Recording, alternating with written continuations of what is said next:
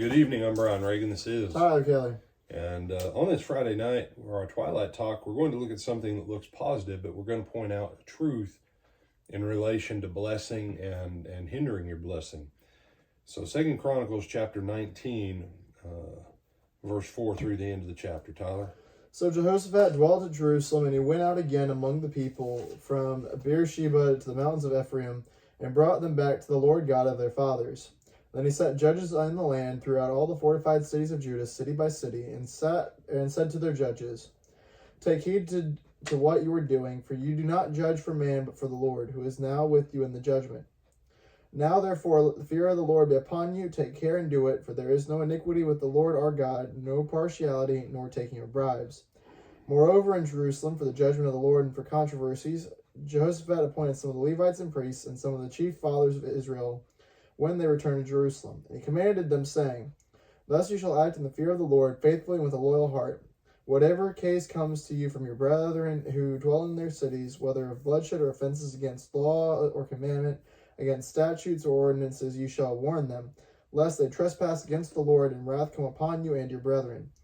Do this, and you will not be guilty. And take notice, and Moriah the chief priest is over you in all matters of the Lord, and Zebadiah the son of Ishmael, the ruler of the house of Judah, for all the king's matters. Also the Levites will be officials before you.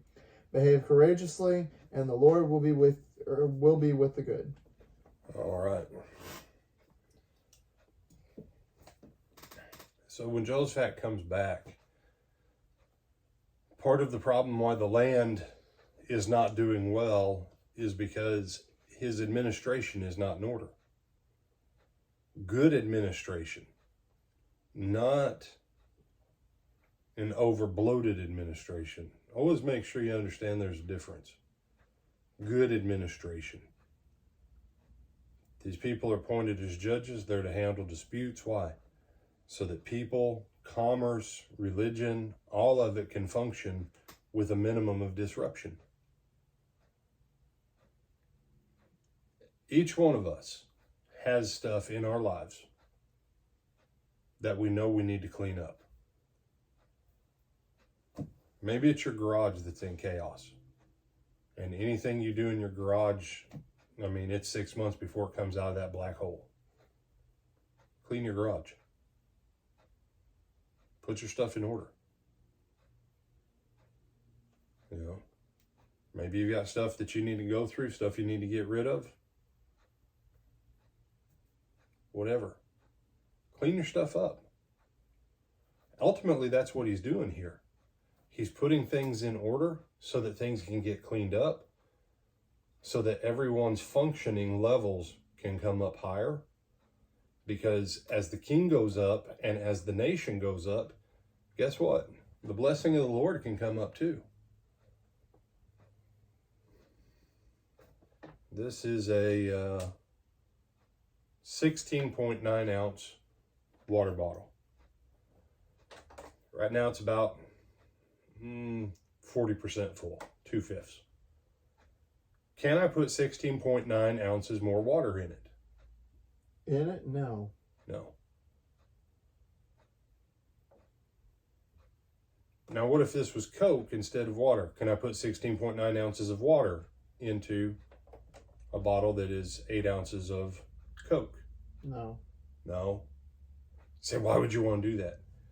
Right, that's the point. You and I have stuff that's occupying space in our hearts, in our minds, in our lives, that if the Lord added a blessing to it, all it would do is make something, it would make a mess, and we wouldn't be able to contain the blessing that he has for us because we're not prepared to receive it. Jehoshaphat put stuff in order, and as a result, everyone was able to be blessed, and everyone was able to come up higher. And when you, and I say this especially to those of you in America, we have a very elaborate government, but it's bloated, it's not efficient, and it doesn't actually accomplish most of its purposes for the good of the people as a whole. Problem is, we've now been in that mode so long, we've done the same thing to our lives. If we want to change the direction of our country, the first thing we have to do is change the direction of who we are. And that means administratively going through our own lives and starting to clean up our own junk and get rid of the excess that frankly we don't need, so that we have room for the things that actually will help us be better and move us up to that next level. Because when we all come up individually, we all come up collectively. And that's as a country, as a church, as families, everything works that way. So, some other thoughts, my brother? No, sir. And I'll give you one thought on this. You look back to Joseph. You know the only option the Lord had with Joseph? He had to get him away from his family for basically an entire generation, because Jacob didn't finish putting his own stuff in order so that his whole family could come up to the same level of blessing that he was at. And he had to get Joseph out of there for Joseph to be able to thrive and succeed. So, something to think about. With that, I'm Brian Reagan.